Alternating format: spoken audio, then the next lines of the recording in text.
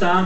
En degene die het geregeld heeft, ja, die Hallo knappe vent! Ja, maar niet iedereen. Hallo knappe vent! Dat weet ik ook niet, maar ik ben er lang blij mee dat het kan. Waar moet je volgende optreden zijn? Nou ja, zonder de reclame te maken, maar het begint met 3 dagen. Het is een house. Ergens in de buurt van het West ook. Maar dat is natuurlijk heel mooi, ook omdat ik natuurlijk daarvoor werk. En zou heel mooi Knappe zijn. jongen! In principe helemaal geen droom.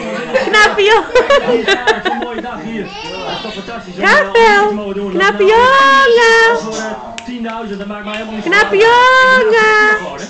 Ja, klopt ja. Nou, goed, ik ben natuurlijk al lang na werktijd, maar ik ga zo meteen ga ik gewoon weer aan het werk. En ja, zo is het gewoon.